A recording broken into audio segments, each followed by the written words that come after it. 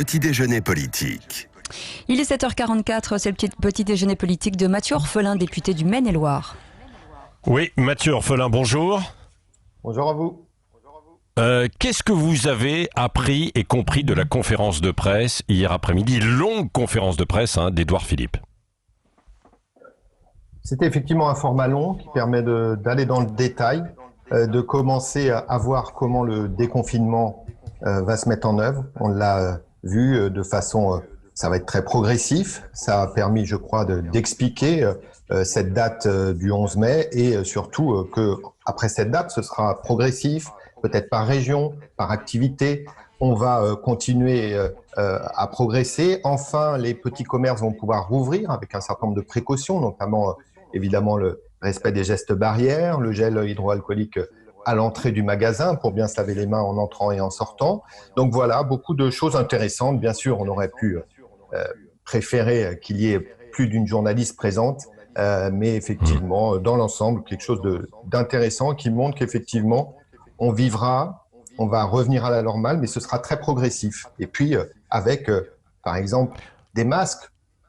Le gouvernement Mathieu Orphelin, on ne va pas revenir à la normale. On ne va pas revenir à la normale. Le Premier ministre l'a dit, on ne reviendra pas avant un bon bout de temps, des mois, voire plus, à la normale, à une vie comme avant. Il l'a prévenu hier. Oui, ça va prendre du temps, mais on va pouvoir progressivement reprendre les activités en commençant bien sûr par ce qui est essentiel. Je note notamment la réouverture des visites en EHPAD. Ça, c'était un point sur lequel ici, en Maine-et-Loire, j'étais beaucoup interrogé par les familles, par les soignants, par les résidents aussi. Cette visite si importante qui va se dérouler dans des conditions évidemment de sécurité sanitaire, pourquoi pas avec des sortes de parloirs, effectivement, provisoires dans les EHPAD, que les gens ne se touchent pas. Voilà. Mais enfin, on va revenir progressivement à la normale. Ça doit être l'occasion de réinventer des choses aussi. Par exemple, sur la place du vélo dans les villes, vous avez vu que beaucoup de maires commencent à réfléchir à donner un peu plus de place au vélo, à faire des pistes cyclables provisoires. Dans les transports en commun, évidemment, et le Premier ministre l'a dit hier, on aura tous un masque pour reprendre les transports en commun demain. Et voilà, on va reprendre progressivement. Bien sûr que ça va mettre du temps. On va avoir un été très particulier, sans festival, sans grande manifestation. On sera obligé de rester en France, mais on a de la chance dans notre malheur, parce qu'on est quand même le plus beau pays du monde, donc on va pouvoir redécouvrir notre pays, mais tant mieux que progressivement, très progressivement, on puisse reprendre une vie normale.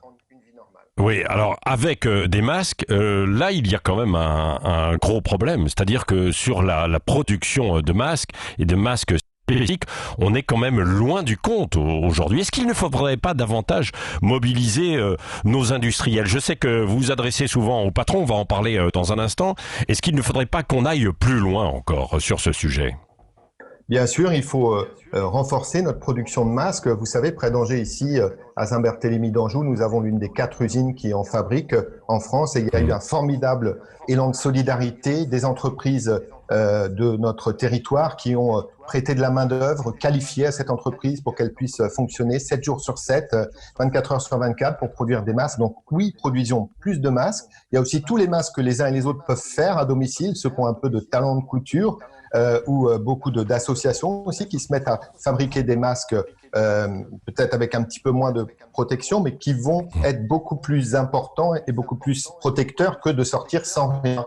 Donc voilà, on va vivre avec des masques pendant quelques mois et c'est pas du tout gênant. Au contraire, c'est que de la sécurité. Mais donc il faut, vous avez raison, en produire plus également. Oui, bon, c'est pas facile quand même à porter de travailler avec un masque. Je sais pas si vous avez déjà testé, mais c'est pas si évident. J'ai un masque depuis hier. Franchement, j'ai été acheter mon pain dimanche matin avec. Non, il n'y a pas de.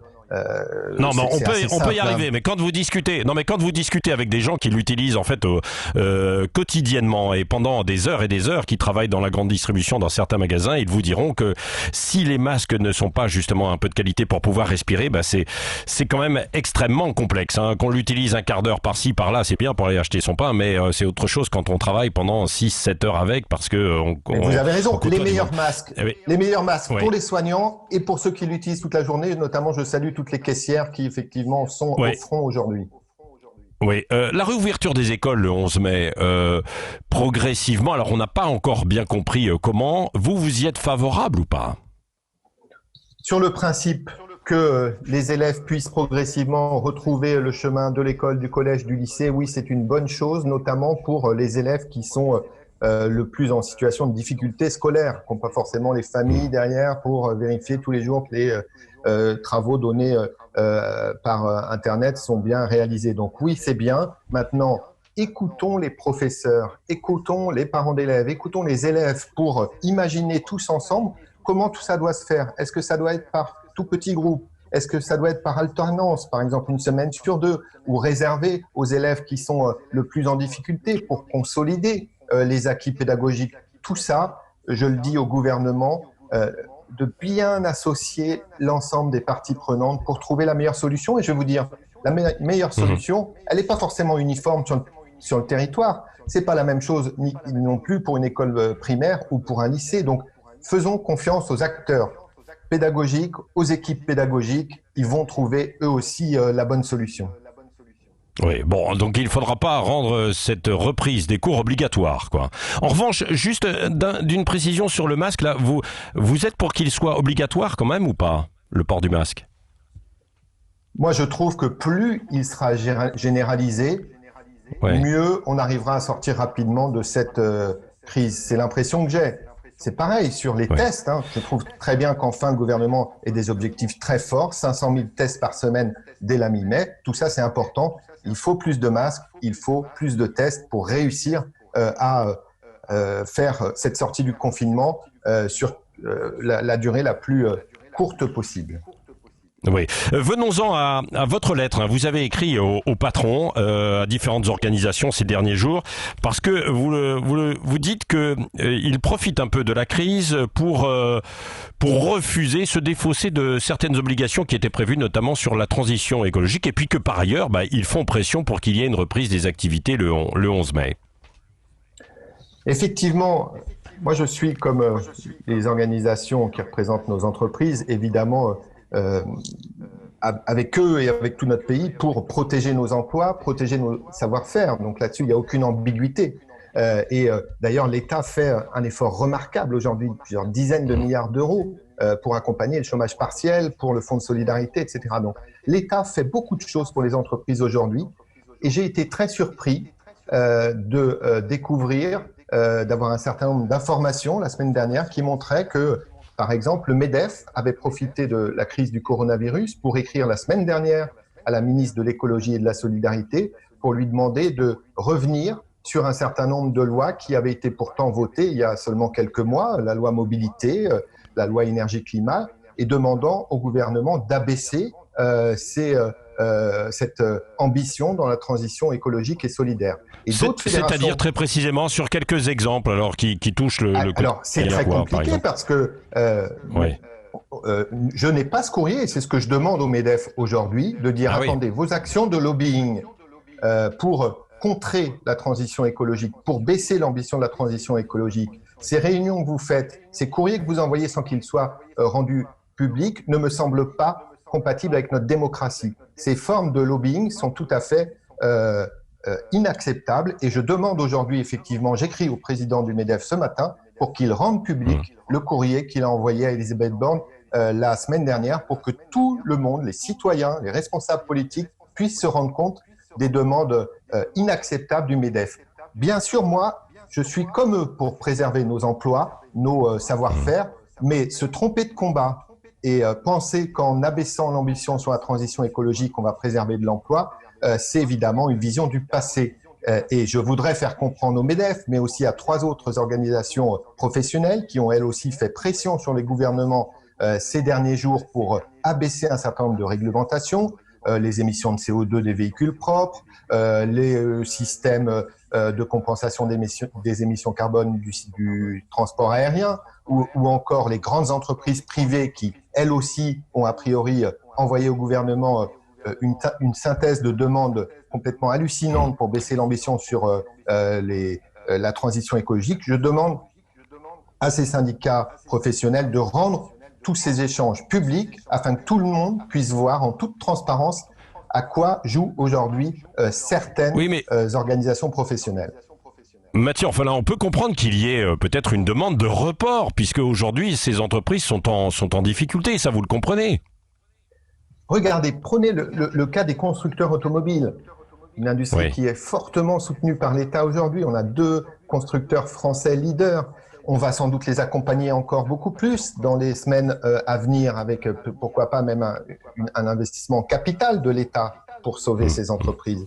C'est pas possible que dans le même temps, nos constructeurs, ceux qu'on va aider par des aides directes et indirectes, demandent à ce que l'Europe et la France baissent nos objectifs de lutte contre le réchauffement climatique, baissent nos objectifs de vente de véhicules propres, alors qu'en plus, ils sont leaders en Europe sur ce sujet-là. C'est pas possible. C'est un calcul à courte vue.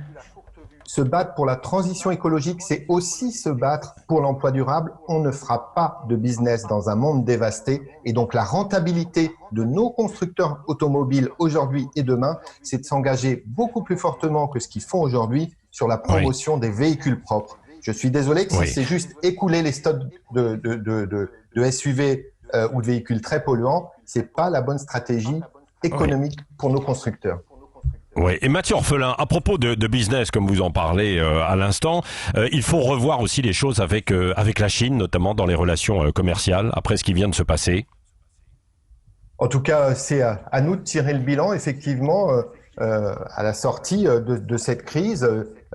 Qu'est-ce que cette crise a montré? Qu'on n'avait pas de souveraineté sanitaire, qu'on n'avait pas de souveraineté économique. On s'est retrouvé pendant des semaines sans masque, ce petit masque de tissu si simple à fabriquer. Pourquoi on avait délocalisé en Chine? Pour des simples raisons de coûts unitaires. Donc, il faut qu'on repense tout notre système de santé pour le rendre plus résilient, plus fort pour affronter les prochaines crises, notamment celles qui seront d'origine écologique. Il faut qu'on repense notre industrie, qu'on réindustrialise nos territoires et faisons-le massivement, fortement, parce que ce sont les emplois durables de nos territoires qu'on va réinventer, réaccrocher sur nos territoires. Tout ça n'a que des effets positifs. Par contre, il va falloir qu'on investisse très fortement dès la sortie de crise. Oui, en tant que député, justement, qu'est-ce que vous savez, vous, de l'origine du virus, en tout cas de la responsabilité ou non de la Chine? Est-ce que vous demandez des explications et est-ce qu'on vous en donne aujourd'hui? J'ai pas spécialement creusé ce point-là. En tout cas, je vois qu'un certain nombre de fake news ont circulé, d'ailleurs véhiculés pour. Il y a un peu de tout. Aujourd'hui, les fake news viennent de partout. Oui, mais on voit surtout que des responsables politiques ont fait preuve d'indignité. Je pense à Marine Le Pen, par exemple, qui a volontairement accentué la diffusion de ces fake news, etc. Alors, ça montre l'effort de communication, de sensibilisation, d'échange qu'il faut avoir autour de tout ça. Voilà. Donc, bien sûr, peut-être à certains moments, il faudra faire le point aussi avec les autres pays, et notamment la Chine. Mais on a beaucoup de leçons aussi à tirer sur notre réponse française à une crise comme ça, sur notre réponse européenne, et comment on arrive à repenser complètement notre société pour une société plus résiliente, plus sobre, sûrement. Je crois qu'il va falloir qu'on réapprenne la sobriété, les circuits courts, notamment dans l'alimentaire, et qu'on apprenne tout simplement à consommer différemment, à consommer moins, mais consommer mieux, qu'on apprenne aussi à vivre différemment, avec peut-être plus de lien social, une notion qu'on avait un peu perdue ces derniers temps. Bon, le mot de la fin avec Cécile de Ménibus, Mathieu Orphelin.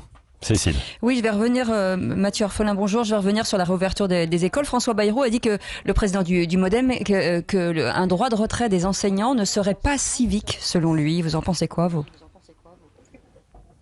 Moi, je crois qu'il faut qu'on arrête de taper sur les professeurs. Ils ont été formidables dans cette période, vraiment, ce qu'ils ont mis en œuvre en quelques jours sur l'enseignement à distance. Vraiment, tous les professeurs que je connais, ils se sont mobilisés, ils ont travaillé encore plus que d'habitude pour pouvoir offrir à tous les élèves du jour au lendemain l'enseignement à distance. Donc, on arrête là de toujours prendre le sujet par le petit côté, le petit bout de la lorgnette, comme le fait François Bayrou là. Évidemment qu'il sait bien que avec une déclaration comme ça, il va évidemment à nouveau lancer une polémique.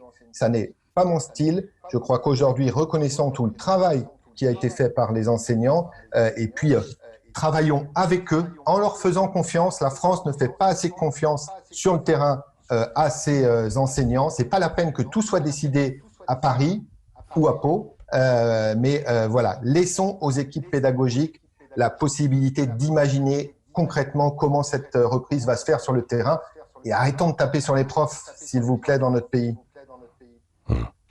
Vous êtes prêt à un gouvernement d'union nationale en 10 secondes, Mathieu Orphelin, ou pas? Si c'est sur un vrai programme différent de la politique qui est mis en œuvre aujourd'hui, c'est une question qui peut se poser. Mais c'est pas d'abord le casting, hein, c'est d'abord le programme d'union nationale. Et j'ai l'impression que les uns et les autres oublient là et pensent déjà à leur petit avenir personnel. C'est pas ça. Hein. Ça veut dire quoi? Sur quel projet de transformation sur notre pays? Ah, si on pouvait commencer par ça, je serais bien heureux. Merci Mathieu Orphelin, député du Maine-et-Loire, qui était l'invité ce matin de Sud Radio.